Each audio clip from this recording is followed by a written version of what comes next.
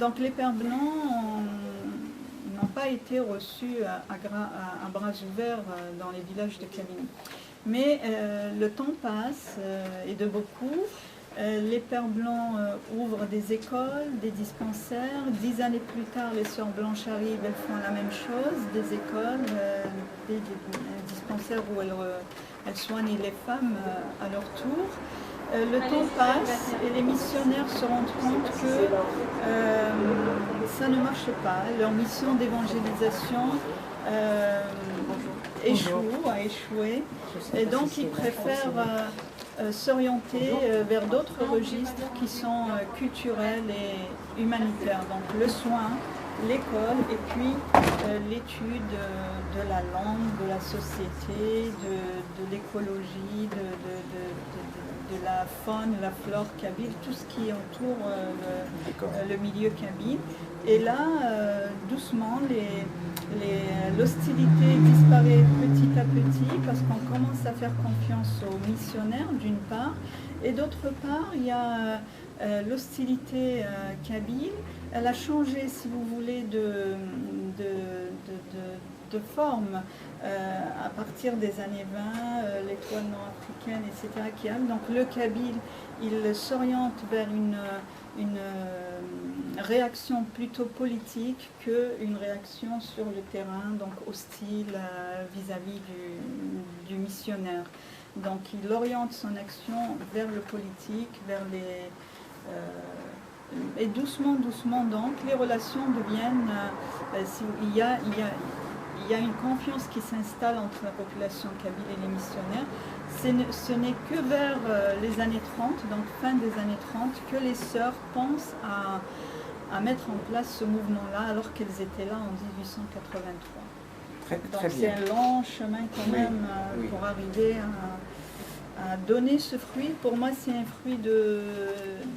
le fruit de la tolérance, c'est le fruit d'une cohabitation intelligente, mais il a fallu du temps pour qu'on y arrive. D'accord. Et donc, qu'est-ce qu'on faisait dans la ruche? Qu'est-ce que faisaient donc les Sœurs Blanches avec les jeunes filles kabyles? Voilà, donc les sœurs, elles les formaient encore, c'était un supplément de formation par rapport à l'école. Donc au tout début, la fille qui a 6 ans, on lui apprend à maîtriser la langue française d'une part, à se tenir convenablement, à savoir se présenter, à dire quel est son nom, elle appartient à quelle famille, quel âge elle a. Donc ça c'est juste au tout début. On lui apprend à se soigner physiquement, à soigner son image, à être propre. On lui apprend à comment soigner, comment éviter les infections, comment se prémunir de certains microbes. Ça, ce sont des notions tout à fait nouvelles à l'époque. Faire bouillir de l'eau, repasser un linge qui a été souillé par un malade contaminé par un microbe, tout ça c'est très nouveau, mais ça a aidé beaucoup. Mais les sœurs avaient aussi pour objectif de faire, comment dirais-je, de valoriser la culture kabyle auprès des filles. Comment on faisait participer les filles à rédiger des textes sur des activités locales, la cueillette des olives, le tissage, la poterie, et les filles, elles faisaient ce travail en famille. Et donc, quelque part, même les hommes de la famille pouvaient participer dans certaines idées, mais ce qu'on ne peut pas voir, ce qu'on ne peut pas apercevoir, parce que la ruche était un mouvement féminin créé par les femmes pour les femmes. Il n'y avait pas d'hommes dans ce mouvement-là. Mais les hommes de la famille pouvaient participer indirectement à l'élaboration d'un fichier, d'un dossier sur une activité locale, une activité manuelle ou une activité... donc à Varnos, comment on tisse un burnous, le travail de la terre, Fiwizi, le ramassage des olives, la cueillette des olives, etc.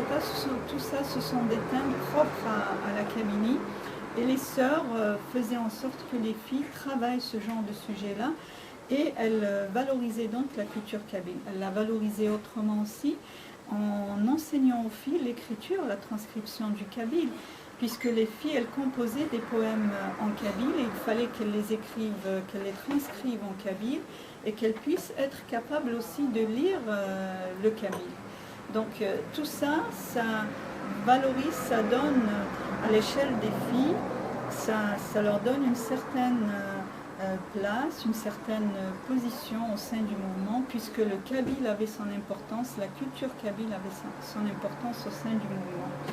Il y avait dans la ruche de Kabylie, donc quand je dis la ruche de Kabylie, c'est avant 62. Il y avait dans la ruche de Kabylie, dans les premières dizaines, dans la première dizaine d'années, donc de 1940 à 1950, les sœurs, elles puisaient de la Bible des textes sur les saints comme Sidna Youssef, Sidna Isa, etc. Et elles les faisaient étudier aux filles qui en faisaient des pièces de théâtre. Elles reprenaient l'histoire d'un saint sous forme d'une pièce théâtrale en kabyle, bien entendu, et qu'elles présentaient durant la colonie de vacances qui réunissait toutes les filles de la ruche, donc tous les villages concernés par le mouvement. Et apparemment, dans un document d'archives que j'ai consulté récemment, elles ont arrêté en 1950 à faire ce genre de choses. Pourtant, ce sont des histoires communes aux trois religions.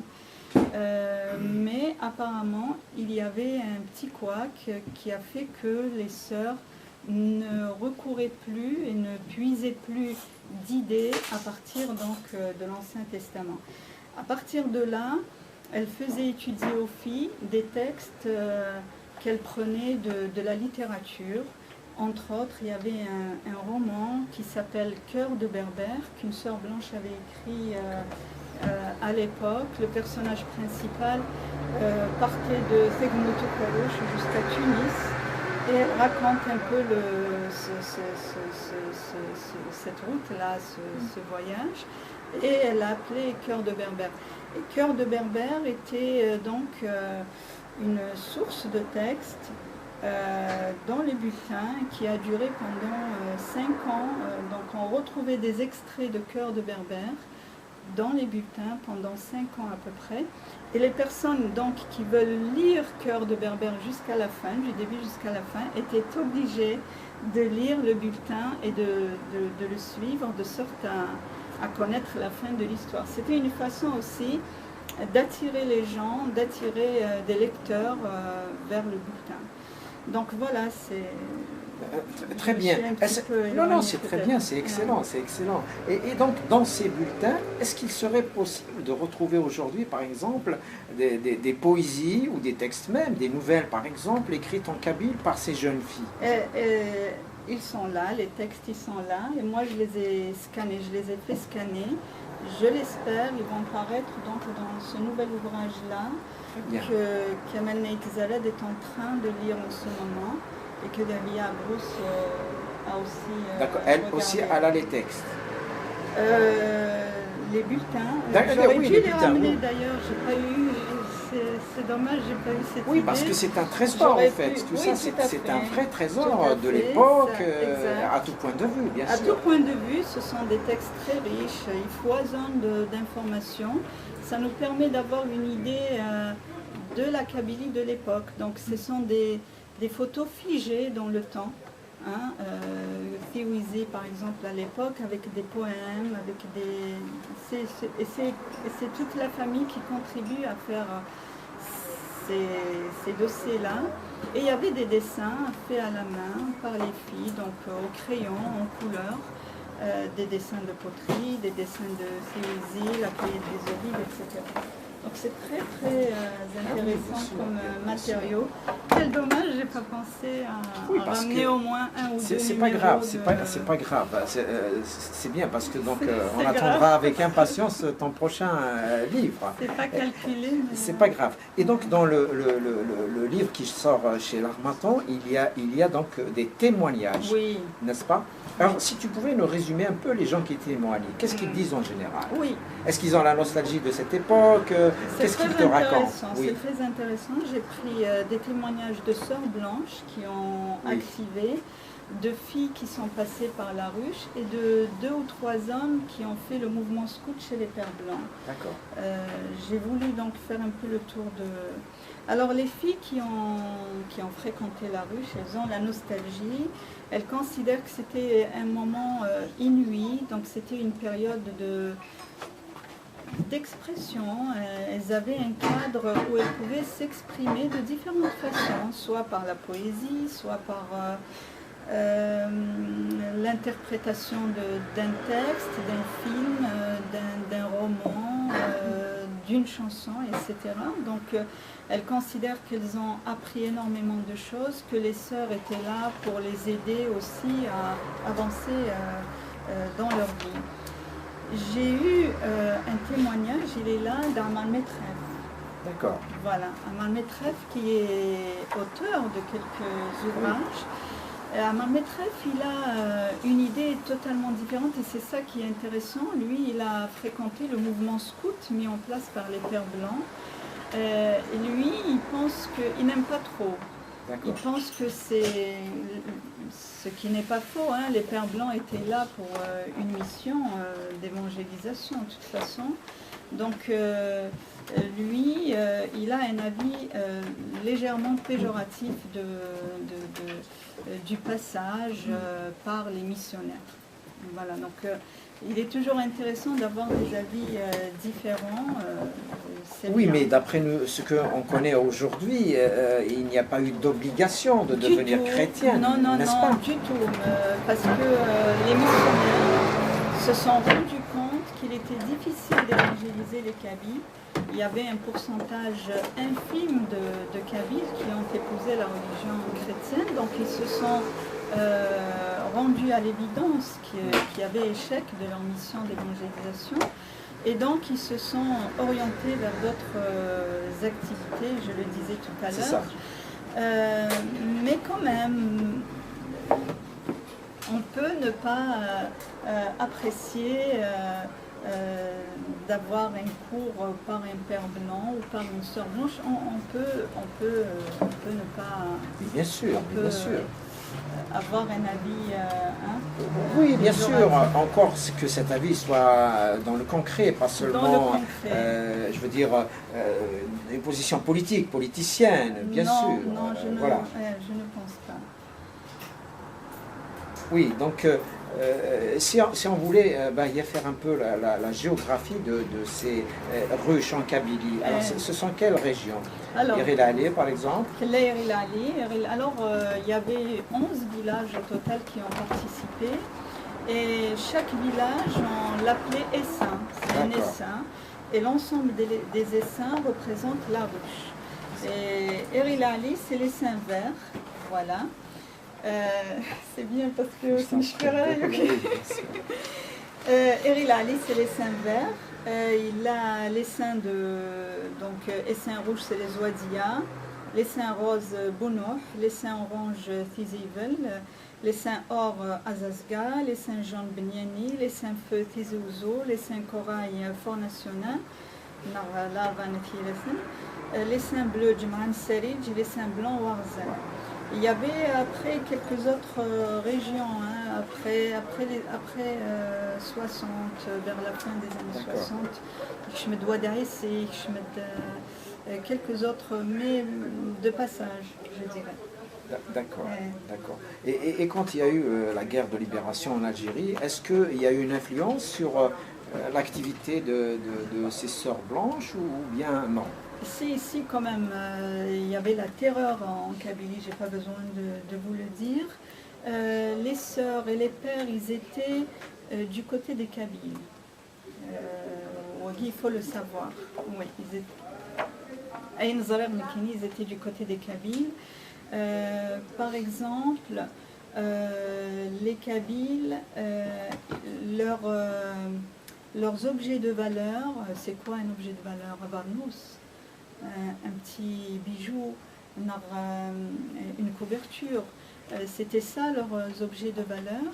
Ils les gardaient chez les pères et les sœurs, parce qu'il y avait des militaires qui pouvaient rentrer dans les maisons kabyles et fouiller, etc. Donc ils faisaient ce genre de choses, et surtout à partir de 57-58. Eh ben, dans certains villages, et ça, le village dont sont originaires mes parents, c'était comme ça, ils gardaient leurs objets de valeur, comme je disais, objets de valeur c'est relatif aujourd'hui, chez les pères et les sœurs blanches, et c'était la sécurité si vous voulez. Aussi, les pères et les sœurs étaient sollicités pour soigner les maquisards. Ça vous le savez. Il y a un livre qui a été écrit, Un enlèvement en Kabylie. Vous avez entendu parler de ces deux sœurs blanches qu'un groupe de l'ALN a pris dans les ravins pour soigner des blessés d'un accrochage entre les militaires français et les Kabyles. Donc l'une d'elles a été tuée dans l'accrochage parce qu'elle a reçu une balle, et l'autre a témoigné après de l'enlèvement et de tout ça. En tout cas, tous ces événements ont été quand même traumatisants, pas seulement pour la population kabyle, mais pour les pères et les sœurs aussi. Ça n'a pas affecté la ruche, ça a affecté l'école, plus précisément, c'est l'école, parce que la ruche, c'est une demi-journée par semaine, c'est tout, alors que l'école, c'est toute la semaine. Et quand il y a des accrochages, etc., les enfants en général ne vont pas à l'école parce que ça se passe au centre du village. Donc je raconte certaines choses du type dans la ruche.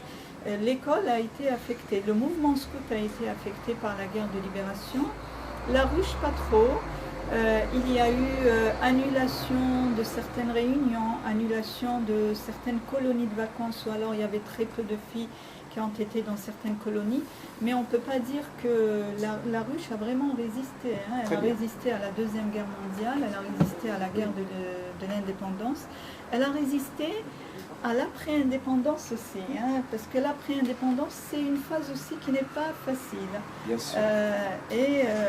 La ruche a résisté jusqu'au début des années 70.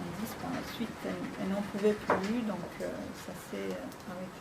Et donc, la ruche a été arrêtée complètement par une décision politique, ou bien c'est les sœurs qui étaient fatiguées, qui ont décidé Indirectement, tout est lié, si vous voulez. Elles ont arrêté d'elles-mêmes parce qu'il n'y avait pas d'encouragement, de support, il n'y avait pas de... Donc, enfin, il y a peut-être des choses que j'ignore et qui ne se disent pas dans les archives que j'ai consultées. Mais certainement, il y avait des réunions avec les autorités du ministère de la Jeunesse et des Sports, avec les sœurs et les responsables du mouvement. Donc voilà, on demande à ce qu'on oriente le mouvement vers telle chose, etc. Au fur et à mesure, les sœurs devenaient fatiguées, et à un certain moment, elles arrêtent. Ça ne s'est pas fait brutalement, je le disais, ça s'est fait progressivement. D'accord. Voilà. D'accord. J'aimerais que tu nous dises quelques mots sur un autre livre, donc La politesse en Kabylie. D'abord, de la vertu d'hier à la nécessité d'aujourd'hui. Pourquoi ce livre alors? J'ai été impressionnée. J'étais jeune. Un jour, je partais avec ma mère au village. Nous, on habitait Tizi-Ouzou. Et au village, je me suis rendu compte que ma mère, elle ne parlait pas de la même manière. Les Tizi-Ouzou, on est entouré que de Kabyles. Tous nos voisins étaient Kabyles. Il n'y avait que des Kabyles à cette époque. Ce qui n'est pas le cas aujourd'hui. Au village, j'ai vu que ma mère, elle communiquait autrement à l'intérieur du village. Et il y avait énormément d'expressions comme ça de politesse. Et c'était sans arrêt. et vice versa. Il n'y avait pas de fin et il y avait une sorte de rime. Et à toute expression, il y a une expression toute prête qui ressort. Et je me suis rendu compte qu'en ville, ce n'était pas le cas. Et cette constatation est restée comme une curiosité en moi jusqu'au jour où j'ai voulu percer un peu le mystère. Parce que l'écriture, tu écris, l'écriture nous aide à comprendre. C'est le meilleur moyen de comprendre certaines questions. Donc je pars d'une curiosité et j'arrive à cet ouvrage-là. Ça m'a permis de mettre un peu d'ordre dans mes idées, dans mes questions, etc. Et j'ai dû là aussi recourir à des témoins qui me donnent des expressions les plus anciennes possibles. Et j'ai essayé de les mettre dans un certain contexte. Mais la politesse, je l'ai étudiée au sens large, le plus large possible du mot. Ce n'est pas seulement des expressions, ça va au-delà de la politesse verbale. C'est le respect des tombes, c'est le respect de l'animal, c'est le respect de la nature, c'est le respect de la foi, c'est le respect de la croyance, c'est le respect de tout ça. Donc ça va au-delà. J'ai voulu parler de la politesse au sens le plus large du mot.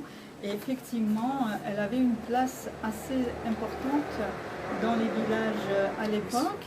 Et c'est pour moi un langage qui a été fondé, qui a été bâti au fil de siècles et ajusté à la société kabyle. Donc pour moi, le mérite des Kabyles était de construire ce langage-là, de comprendre la nécessité de la politesse. C'est ce qu'on ne comprend pas aujourd'hui, et de l'adopter à l'unanimité. Donc il y a trois choses qu'aujourd'hui on n'a pas. Pour moi, ça se résume en ça.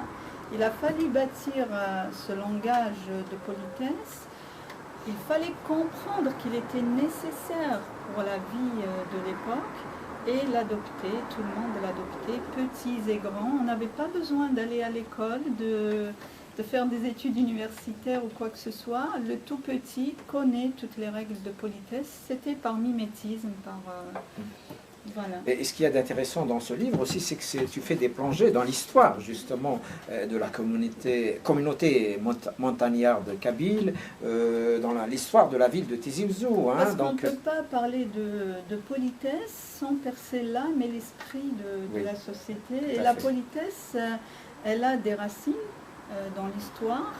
Elle a une facette culturelle, géographique. La politesse, elle dépend beaucoup de la géographie, de la culture, de l'âme, de l'esprit, de la mentalité de la société en question. Par exemple, les expressions, on utilise pas mal de choses qui viennent du milieu kabyle. Je sais pas, il y a pas mal d'expressions où on utilise des termes et des choses que l'on utilise tous les jours dans la vie de tous les jours. Si on se retrouve au bord de l'eau, dans une oasis ou quoi que ce soit, je pense que les gens aussi, toutes les sociétés qui sont éloignées des villes, etc., bâtissent ce genre de codes, etc. Nifni, ils vont avoir leur influence de leur milieu. Et voilà, donc il y a une spécificité, c'est ce que j'ai envie de dire, de la politesse kabyle. Je voudrais lire juste une phrase écrite par donc un père du côté d'Athiéné en 1895. Oui. 1895. Alors il dit, la première idée chère aux Kabyles et peut-être celle qui est le plus de nature à nuire à nos travaux apostoliques est leur idée de la solidarité. Oui. Voilà. C'est extraordinaire. C'est extraordinaire et il dit, quelque part ici, il faut pulvériser. Ouais. C'est le mot, hein. C'est pas le mien, c'est le sien. Oui, il faut pulvériser cette solidarité-là pour que le Kabyle ait sa liberté individuelle et non pas une liberté, parce que pour lui, le kabyle n'est pas libre individuellement. Il est tellement solidaire avec son frère kabyle qu'il est impossible de le convertir au christianisme, parce qu'il n'a pas sa propre opinion, sa propre... Donc, Là, il est vraiment dans la propagande. Hein. La propagande chrétienne existe aussi, bien sûr. Alors il dit, oui, brisant les chaînes qui relient tous les Kabyles entre eux. Voilà, profitant de toutes les occasions, des classes aux enfants, aux adultes, des conversions individuelles au public, nous pouvons alors, avec l'espoir d'être suivis, enseigner les lois saintes de notre religion, etc. Ça, c'est vraiment fort comme texte. Tu vois? Il y a du vrai quand même. Mais bien quand sûr. il dit que cette solidarité est difficile à briser, bien sûr. Donc il y a un fond de vérité. Mais bien sûr. Heureusement que même jusqu'à aujourd'hui, il y a quand même cette valeur de la solidarité qui existe encore dans beaucoup de villages de Kabylie. Voilà. Moi, je disais, juste un petit mot. J'ai été un petit peu loin dans ma conclusion de la politesse aiguë. Je dis que cette politesse a permis de préserver un peuple, le peuple kabyle. Sans cette politesse-là, donc elle inclut cette solidarité, sans cette politesse-là qui a uni les gens et qui leur permet justement d'être solidaires. On ne peut pas être solidaire avec une personne qui vous insulte. Oui. On ne peut être solidaire qu'avec une personne qui vous respecte. Donc les gens se respectaient et du coup pouvaient être solidaires les uns envers les autres. Et c'est cette politesse-là, pour moi, qui a conservé et préservé le peuple kabyle. Il l'a préservé et on sait ce qui est arrivé plus loin. Durant la guerre 54-62, les Kabyles ont payé le prix cher. Il y a un troisième livre quand même. Oui, il faut nous dire. Tu nous dis quelques mots de ce livre. C'est dans le giron d'une montagne. Dans le giron d'une montagne, je ne vais pas prendre beaucoup de votre temps. C'est un livre dans lequel je relate l'histoire d'un village qui ne porte pas de nom. Je ne lui donne pas de nom parce que ça n'a pas d'importance pour moi. Ça va des années 20 jusqu'à 62, l'histoire s'arrête en 62.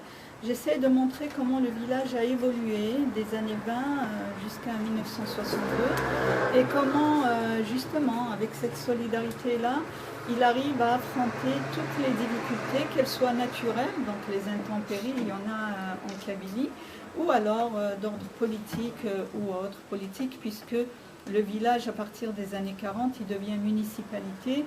Donc j'ai essayé un petit peu de montrer et d'être dans le vrai, hein. C'est pas de la fiction, il y a un petit peu de fiction, mais j'ai essayé de toucher la vérité et de montrer comment ce village a évolué des années 20 vers 1960, et je l'appelle dans le giron d'une montagne. Donc je disais, elles avaient ouvert l'école, où les filles partaient à l'âge de 6 ans, elles sortaient de l'école en moyenne vers l'âge de 12 ans, 13 ans, parce qu'il y avait que l'école primaire, hein. Il n'y avait pas autre chose. Elles avaient ouvert les ouvroirs et les écoles ménagères. Bon, les filles, elles y allaient quand elles ont le temps, parce que c'est pas... elles ont attendu tout ce temps-là, parce que de 1883, on passe d'une situation où les Kabyles étaient très, très hostiles envers les missionnaires, et les pères et les sœurs. Hein? Donc on ne les aime pas, on ne veut pas d'eux, etc. Et la situation, elle va se transformer, mais progressivement. Dans les années 30, cette hostilité-là n'existe plus. Les relations sont plus tendues entre les missionnaires et les Kabyles. Je disais, les Kabyles ont orienté leur hostilité vers une action plutôt politique. Voilà. Et les sœurs considéraient que les filles kabyles avaient besoin d'être formées plus que ça. Pas seulement jusqu'à l'âge de 12 ans. 12 ans, elles arrêtent et hop, elles rentrent chez elles reprennent les corvées, etc. C'est du moins ce que je retrouve dans le document d'archives que j'ai consulté récemment. Elles le disent clairement, on voulait retenir les filles kabyles jusqu'à l'âge de 18 ans au moins, l'âge où elles se marient en moyenne, pour leur donner une formation beaucoup plus solide et qui va les aider à affronter donc le monde adulte. En former de futures mamans et de futures femmes au foyer dans la ruche de Kabylie. Dans la ruche d'Algérie, on forme des institutrices, de futures institutrices, de futures enseignantes, etc. Voilà. Donc c'est à peu près les arguments qui sont présentés dans le document d'archives.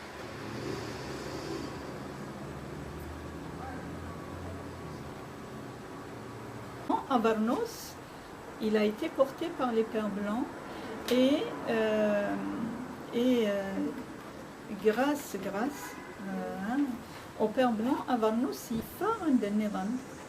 Autrement, il fait un Niran, on le connaît ailleurs parce que les missionnaires qui étaient en Kabylie, ils faisaient des tournées dans d'autres pays. Il y avait une sorte de rotation. C'est pas toujours le même Père Blanc qui est dans tel village. Donc Tzadin, c'est les pays d'Afrique, on a les pays d'Afrique, il y avait une sorte de rotation, de roulement.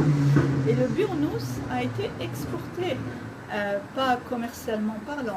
C'est-à-dire les missionnaires ont adopté Barnos cette Tzrohonis dans d'autres pays.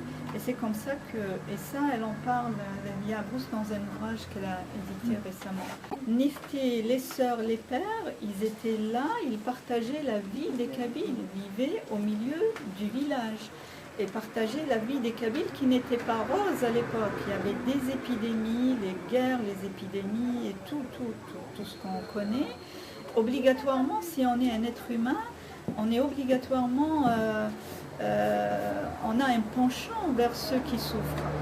Et d'autant plus qu'elles sont des religieuses et des religieux, donc le côté humain, il doit prédominer. Et aussi, il y a l'autre explication, ils sont aussi obligés d'être humains envers les Kabyles pour les attirer vers eux et éventuellement pour qu'ils épousent la religion chrétienne. Il faut aussi raisonner autrement. Donc ils ont fait preuve de beaucoup de patience. Ce sont des êtres humains à la base, comme vous et moi, mais ce sont des personnes qui ont épousé Dieu, comme ils disent dans leur religion à eux. Donc ils avaient une mission bien particulière et pour cette mission-là, ils ont fait énormément de sacrifices. Ils ont fait preuve d'énormément de patience. Le terrain kabyle n'est pas facile, très difficile. Le terrain aussi bien topographique que la société elle-même, c'est très compliqué. Et ils ont dû donc patienter et accepter tout ça. Et ce n'était pas facile parce qu'il y avait, au tout début de la mission, il y avait énormément de Pères Blancs qui ne supportaient pas le contexte kabyle. Parce que les Kabyles étaient très difficiles, ils étaient très exigeants. Et je pense que c'est grâce aussi, inversement, à l'exigence du Kabyle que le Père Blanc, que la Sœur Blanche étaient ce qu'ils étaient. Le Kabyle était exigeant. Il était très sévère envers le Père et la Sœur. Il y avait des pères qui n'ont pas pu tenir. Ils ont craqué, si vous voulez. Ils sont arrivés à insulter ou à utiliser, à se comporter d'une façon inacceptable. Et ces pères ont dû être exclus de la mission. Donc le Kabyle était d'une telle exigence qu'on a eu donc des Pères Blancs, comme tous ceux qu'on connaît. Ils sont nombreux, on connaît pas mal de Pères Blancs. Parmi les derniers, c'est Henri Genevoix. Ils avaient des comportements irréprochables envers les Kabyles, parce que le Kabyle aussi n'acceptait pas qu'on vienne chez lui l'insulter ou quoi que ce soit. Bon, c'était rare, hein, mais quand même, il y avait cette exigence qui fait que les pères et les sœurs qui sont passés en Kabylie, même si au fond d'eux-mêmes ils pouvaient ne pas apprécier le Kabyle, mais ils étaient obligés de montrer un certain visage, une certaine image. Voilà. Donc, il faut voir les deux côtés de... Je pense que la ruche a contribué à l'émancipation de la femme. Mais justement, la ruche a permis à certaines femmes de s'émanciper, de sortir du village, de ne pas se marier, de continuer ses études. Énormément de femmes qu'on connaît d'ailleurs, occupent des fonctions très importantes et qui étaient donc le fruit de la ruche et qui ont traversé le mouvement. C'est surtout vers la fin de la ruche de Kabylie et avec la ruche d'Algérie. Le début de la ruche de Kabylie, c'est très traditionnel. Hein. La femme, elle est restée traditionnelle et même le mouvement, il entretenait, si vous voulez, ça, parce que même dans la religion chrétienne, le rôle de maman, c'est un rôle voilà, important, etc. Donc, mais à partir d'un certain moment, il y a émancipation de la femme et elle sort du village, elle fait des études universitaires, elle a des diplômes, elle concilie travail et famille, etc. La ruche a beaucoup contribué à cela.